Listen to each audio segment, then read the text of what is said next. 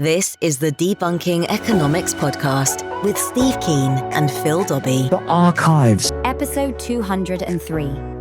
Inequality. Are we stuck with it? Welcome to the Debunking Economics podcast with Professor Steve Keen. I'm Phil Dobbie. Today, whether it's Marxism or neoclassical economics, labour is seen as adding value to a product or service. The more value you add, then supposedly the more you can get paid. So is there any evidence that that's right, or is something else driving inequality? And why is it that people in office jobs, which are often meaningless, let's be honest, why do they earn more than those working in hospitals, saving lives, or picking food, which is also kind of important? And why is inequality wider in some places than others? And what can we do to reduce it? Or do we need to reduce it? This week we ask, inequality, are we stuck with it? That's today on the Debunking Economics podcast.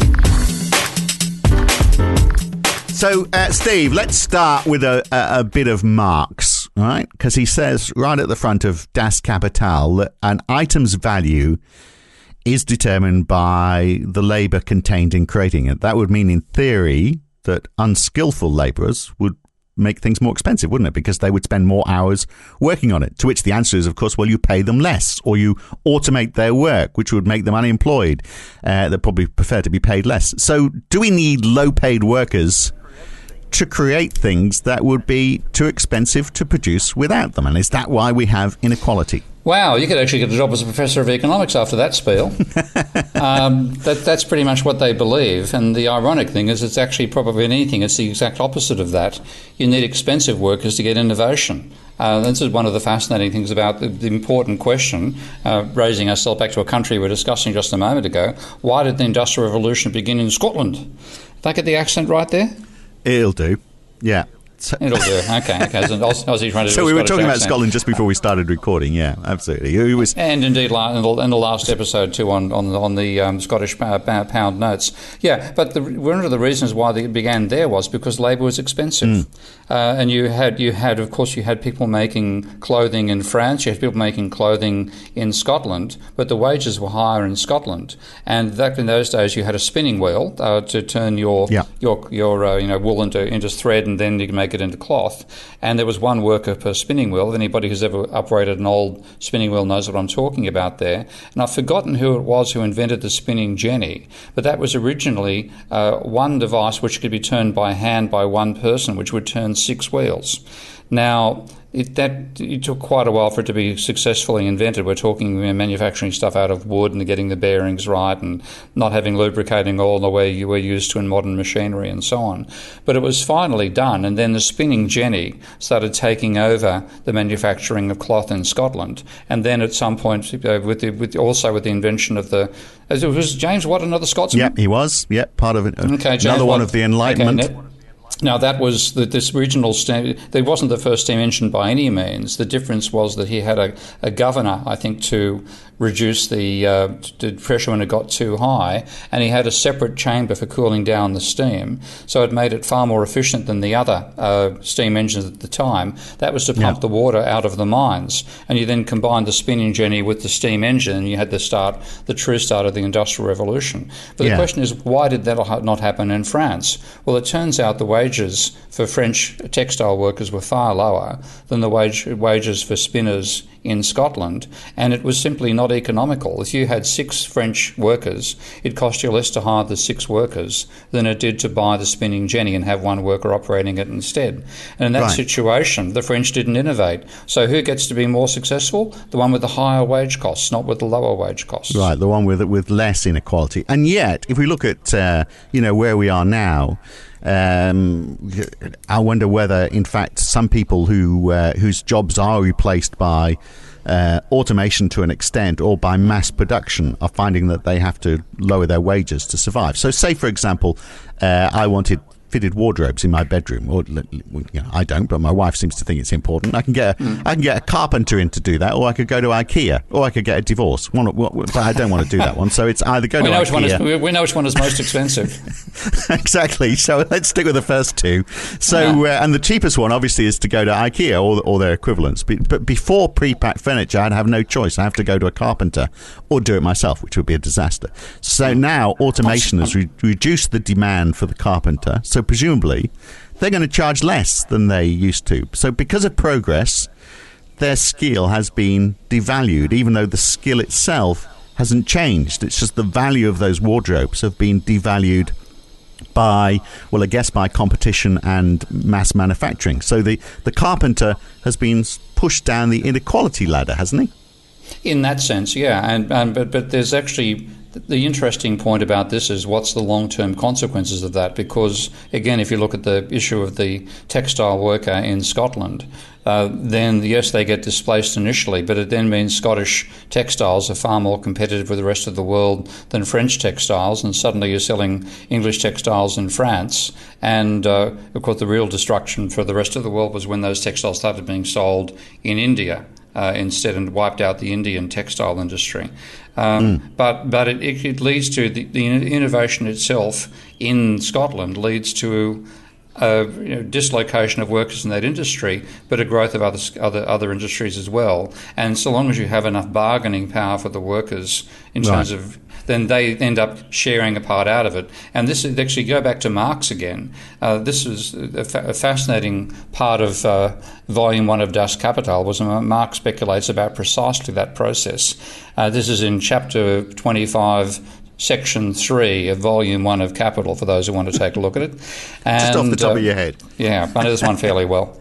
And in it, Marx says that he talks about a situation where there's innovation going on, and says that if you have a high level of employment, then that leads to high levels of wages because workers have bargaining power. Because they've got bargaining power, there's a transfer of income from the capitalists to the workers. Capitalists are now earning less than they wish to earn. Their response is to invest less. The economy slows down. Unemployment rises, reducing the workers' bargaining power. And then he says you finally get back to the same point, whether the level of wages be as high as, greater than, or less than the previous level of wages. So he was quite capable in this particular section of Capital. Normally he talked about the wages being equal to what he called the value of labour power. So he had no variation in the wages at all. But there he was talking about a class struggle cycle between workers and capitalists at the wage level, where the wage could increase or decrease over time. And what has happened for most of the history of industrial capitalism is that wage level has increased in that particular struggle. So workers have been, in a sense, symbiotic beneficiaries from the industrialisation that's been inspired by high wages at various times in the economic cycle. So long as you've got that bargaining power. If you haven't got that bargaining power, then aren't unskilled workers or workers who just haven't had the right education find themselves looking for jobs which are not going to be replaced by machines, and for that they almost will have to accept less pay to make it more economic to do their job rather than having them be replaced by machines. Yeah, but that's if they push for higher wage, and we hear this so many times, don't we, from people trying to, for example, argue against minimum wage. If they push for higher wages, they could lose their jobs. Well, in fact, the higher wages also come up as part of the income that finances the purchases of some of these goods. There's the feedback effect as well. But what's been left out of the argument, this is again back to my usual hobby horse, is that you're leaving out one social class from the whole equation, and that's bankers. And also rentiers, landlords. And when you look at the history of and the empirics of what's going on with these changes in income distribution over time, one thing which has popped out for me is that a high level of debt actually causes a fall in workers' share of income. So the workers end up being the ones who pay for the higher level of debt. Effectively, they're the ones who pay for the rentiers. The workers end up with a lower share of income, even if the capitalists are the ones doing the borrowing of money. And this turns up in the empirical data. There's been a fall in the income share going to workers in America, an increase in the income going to the finance sector, and the share going to actual industrial capital has remained pretty much constant. So it's not a working class struggle versus a capitalist versus worker. Even in that sense, Marx saw in the empirical data shows as well that both sides benefit in terms of improving the level of industrial output per head over time as well. But in terms of the class struggle, it ends up being it's workers versus capitalist, workers versus banker, not workers versus capitalist. Because the companies are borrowing to build their infrastructure, but similarly, those lower paid workers are having to borrow more as well, aren't they, to be able to afford to survive, to particularly if they want a mortgage. So I'm imagining, compared to, for example, when Keynes was around back in the 1930s, when he said we'd all be working 15 hours a week, and because our jobs would be automated and we'd be living lives of leisure by and large for most of the week, he was ignoring that factor, wasn't he? That we'd also have massive debt, companies would be investing, and the finance sector would be making the cream of the money. Well, I'm actually seeing that, and actually where I'm living right now in terms of the cost of living and the cost of housing, because this is again one of Michael Hudson's points. And again, I've got mathematical and logical arguments behind my position here, but Michael's been making this case empirically for a couple of decades now, and that is that the people who pay for the higher housing costs are workers. Because it's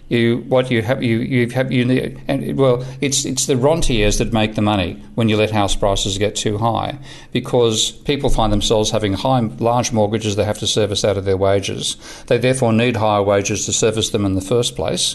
And rents are also very high. Again, you need high wages to do it. So when he compares, it says why is China and why is Thailand, for example, more competitive in manufacturing than England and America? It's because the level of debt's lower here, and you don't need as much money to buy a property, and you don't need as much money to pay rent. So your costs can be lower, even though your standard of living is not that much lower. So I see this all the time right now. I'm living in a house where I'm paying the equivalent of £250 a month for a two-storey, 4-bedroom house in a fairly nice town in Thailand.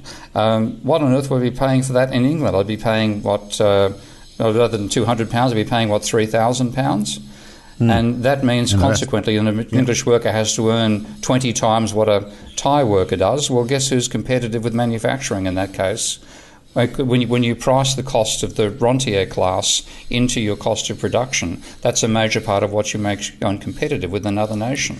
And if we went back to that 15 hours of work that Keynes was forecasting, I mean, it's hard to have income disparity if you're spending most of your life not working, isn't it? Except for, as you say, who owns the land, who owns the assets, and who can live off it.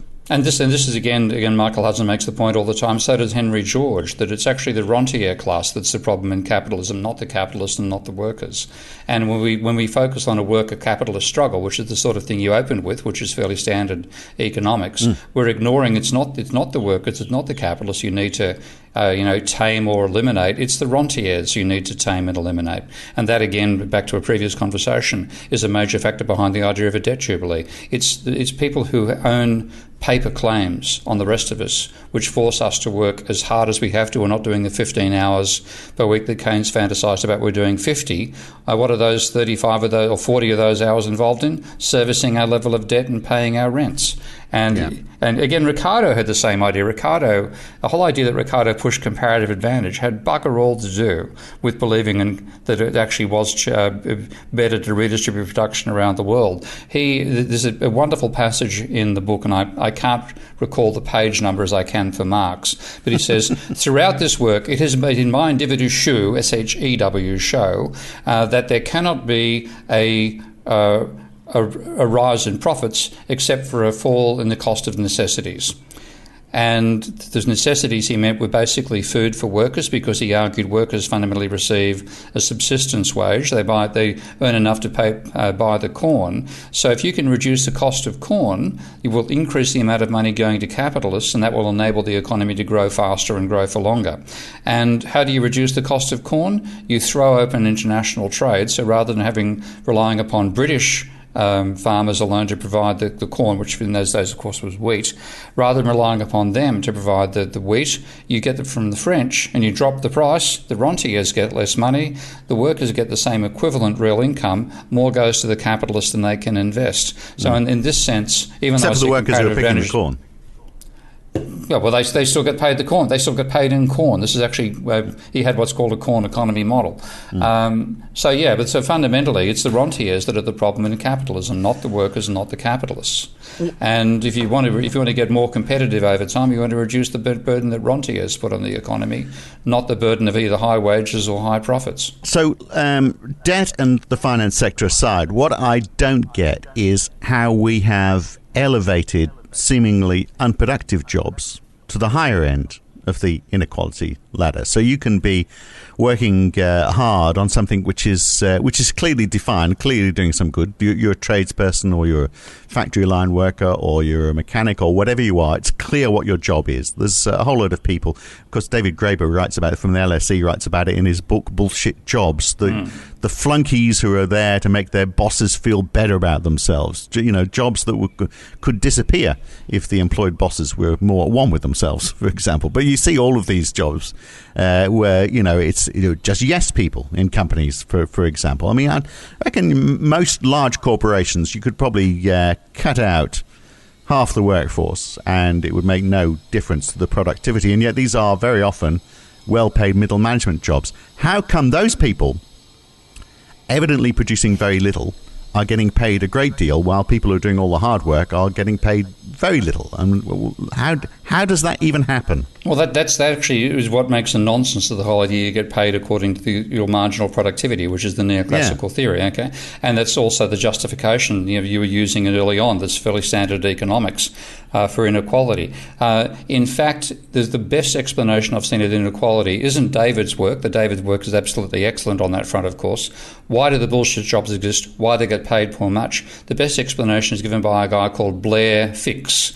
Literally F-I-X last name, Blair Fix, and he said it's all due to hierarchy. We don't get paid according to our contribution to production. We get paid according to where we stand in a hierarchy, and the higher up you are in a hierarchy, the more you get paid. And I met Blair in a very roundabout way, because he'd read my work on inequality and my work on debt and mathematical modelling of cycles in capitalism, and he actually chose me to be his PhD examiner. And the reason I accepted the invitation to examine his PhD was because he was working under he was being supervised by a guy called Jonathan Nietzsche and Bircher, I think, are the two names, who are two leading non-orthodox sort of ex-Marxian, in some ways, academics in Canada whose work I respected, and I thought I'd like to meet them. So for that reason, I agreed to examine Blair's PhD. As it turns out, neither of them were at the actual examination, but Blair's work is, I think, probably the most brilliant piece of original writing from somebody who was a new entrant into a field that I've ever read in economics. And he explained income inequality, wealth inequality, structure of society, simply on the basis of hierarchy, and saying people get paid according to how high they're up in a hierarchy. And the hierarchy follows a power law that if you have a level of the society, if you have an organisation with one person, that there's only one level of hierarchy. If you have an organisation with 5, there'll be one person at the top and 4 at the next level. If they themselves each have 4 subordinates, you're going to have 21 people in the firm, and there'll be a 16-4-1 structure to the company. And you said you can use the same power law distribution to say that people who are at the second level will be earning a multiple of the income of those at the lower level. And this hierarchy, the larger the hierarchy gets, the higher the pay level. And that made sense of the data inside companies and even between different societies. So hierarchy is what explains it. So does that, the existence of that hierarchy, because, I mean, you could look and say, well, there's people doing work, which is, it's difficult to see whether they're actually creating anything useful, whereas there's other people like the carpenter or the manual worker where you can really see what they're producing. So for those people, the idea that there's a relationship between the value of the good and the money we pay people involved in creating it, plus the capital, makes sense. But when you look at those bullshit jobs, you go, well, what is the relationship between the value of a good and the money involved in paying people?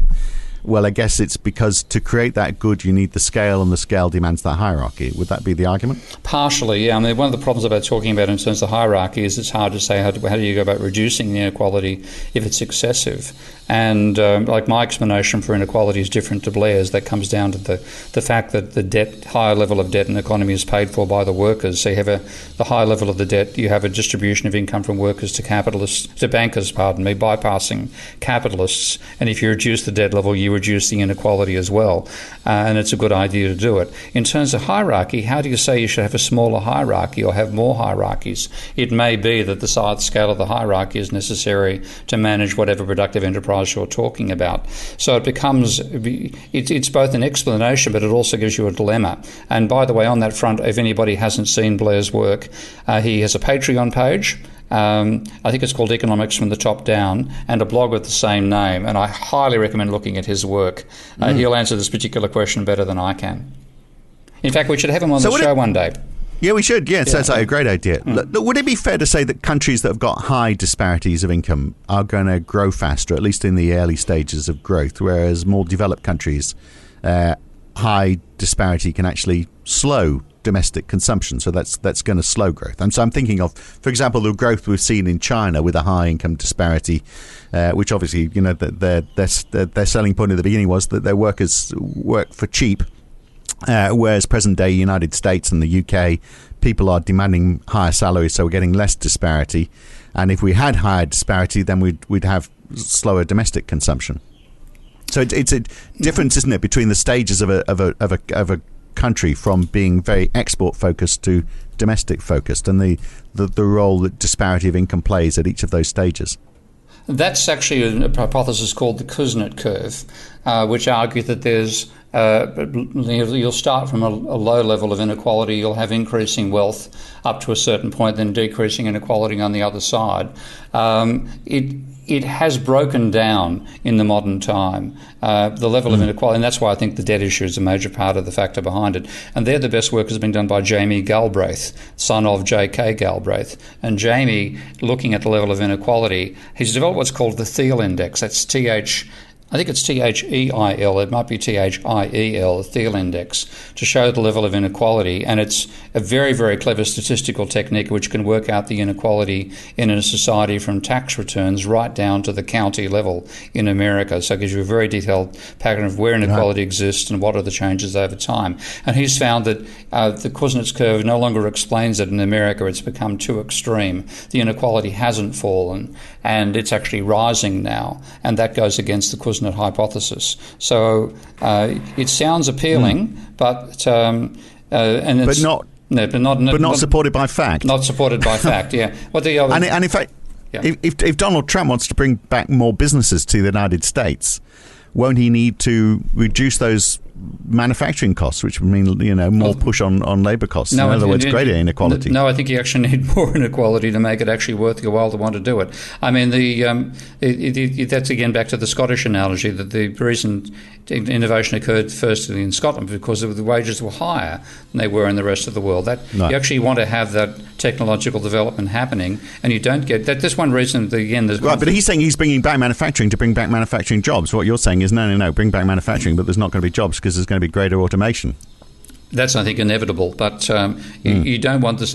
One of the reasons for the Civil War in America was that the South was making money very nicely, thank you, out of slave labour.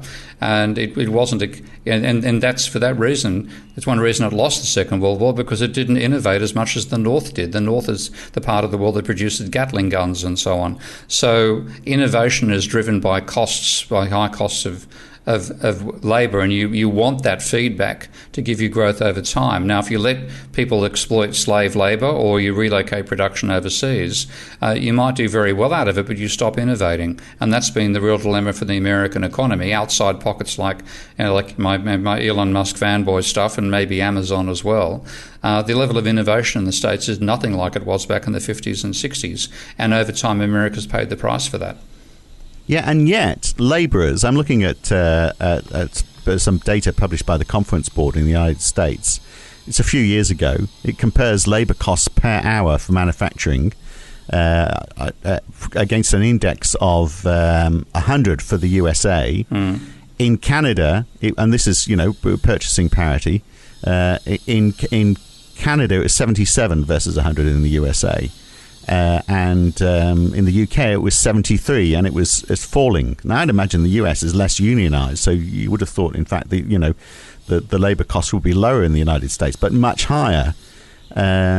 So how do we explain that? I mean, and that would mean that you'd assume, therefore, there would be more reason for more innovation and automation in the US than anywhere, because their labour costs are so much higher. But that, and then, is partly what's driven the offshoring. So that if you saw a massive level of innovation in America in the 50s and 60s, I'm certainly not saying America ceased being innovative, but it's mainly got into financial innovation and offshoring production rather than doing it domestically. But yeah, if you had to say which was a more degraded industrial structure, you'd have to say the UK rather than the USA.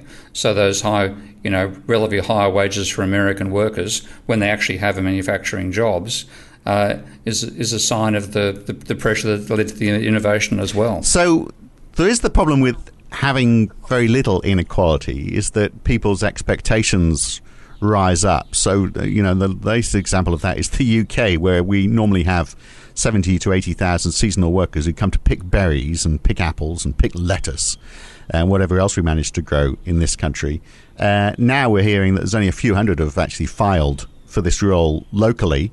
And of course, they can't fly in because of the coronavirus. So there's going to be a lot of fruit left to rot in the fields because the pay is too low to attract local workers, despite rising unemployment, despite the fact there's a whole lot of people being left out of work because of the virus. So, I mean, they could be paid more, but then that,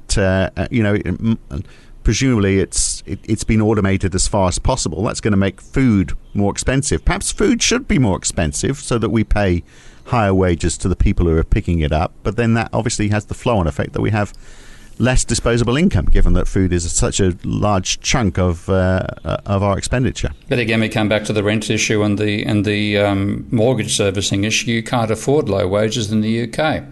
If you have to service rent and service mortgages here, you simply can't afford to accept a low wage. Whereas if you don't have those costs, however you manage to avoid them, then you can accept the low wage. So again, like I see, I go shopping in Thailand and it's just ridiculous. I go out and buy dinner. It's 40 baht, which is £1. I'm talking one damn good Thai meal.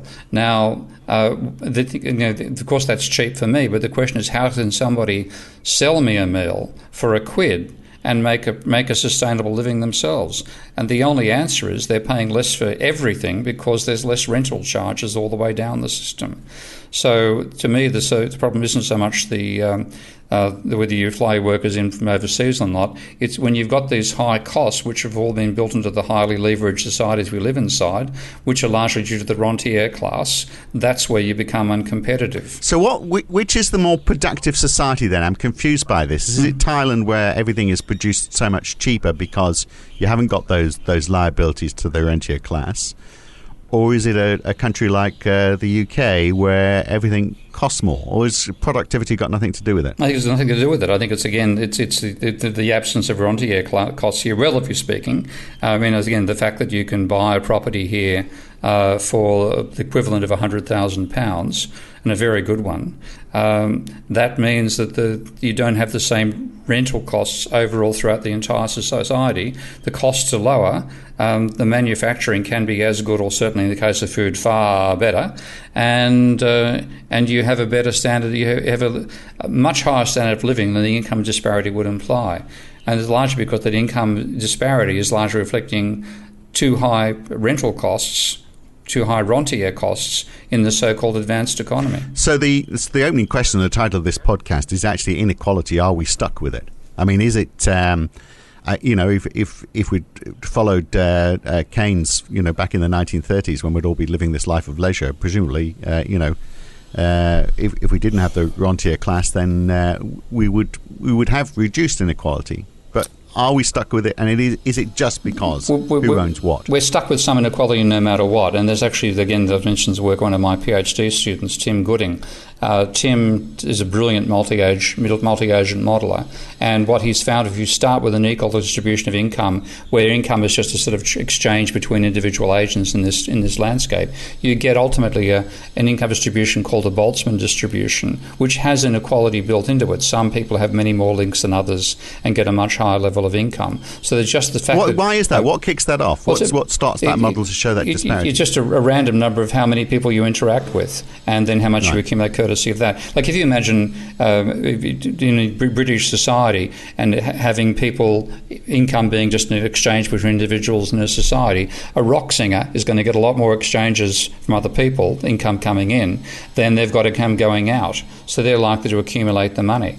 It is just if we have a slight valuation preference for one particular profession, that will be amplified in overall society, so they'll become wealthy and others are relatively poor. And that is something I think which is inevitable in an exchange-based society. It's when it gets amplified by these long-term rentier charges that I think you get not just inequality but an unsustainable level, and one that actually causes the society to break down in various ways. So inequality I think we'll always have with us. We just have too much now because they have too much going to rentiers. And this has been a perpetual theme in capitalism literally since the days of David Ricardo. And that rock star, of course, will have used a chunk of their money to buy investments, so they become part of that rentier class in a way themselves, and So they're charging back to all the people who are dipping into their meagre funds to buy their records.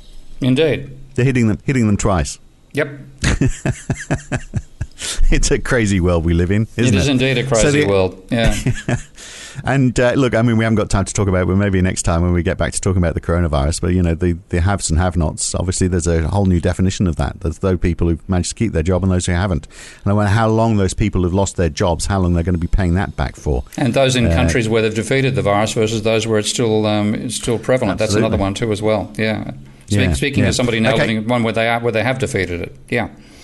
Hallelujah, Australia and New Zealand. Just build a wall. Well, you don't need to build a wall. You've already got an ocean. Yeah. Your quid's in, unless you work in tourism. All right, we'll talk about that maybe next time. Good to talk, Steve. Okay, Thank you. Bye. Yep. And actually, we have managed to get in touch with Blair Fix, so we can talk about this idea of hierarchies and power and how much that influences the spread of income in a community. So we'll do that next time on the Debunking Economics podcast with Professor Steve Keen. I'm Phil Dobbie. I'll be back then too. See you soon. If you've enjoyed this podcast, then please share it with your friends, like it on YouTube, and subscribe to this channel.